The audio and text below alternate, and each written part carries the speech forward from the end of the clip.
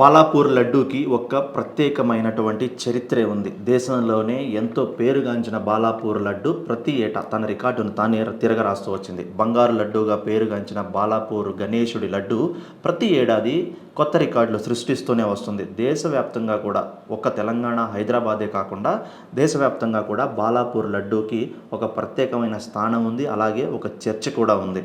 తొలి వేలం 1994లో రూ. 450 వద్ద స్టార్ట్ అయినటువంటి ఈ బంగారు లడ్డూ వేలం మొదట్లో 2000లో 66,000కు చేరింది. ఆ తర్వాత 2010లో 5 లక్షలకు దాటింది.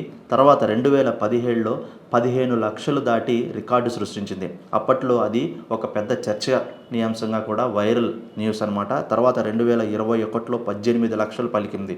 2023లో 27 లక్షలు, 2024లో రికార్డు స్థాయిలో ఒక్కసారిగా 30 లక్షలకు కైవసం చేసుకున్నారు. ఆ తర్వాత ఈసారి మళ్ళీ తన రికార్డును తానే తిరగరాసుకుంటూ 2025 సంవత్సరంన 35 లక్షల మార్కును దాటి అందరినీ ఆశ్చర్యపడేలాగా మళ్ళీ దేశం మొత్తం కూడా బాలాపూర్ లడ్డూ గురించి మాట్లాడుకునే విధంగా ఒక రికార్డును సృష్టించింది.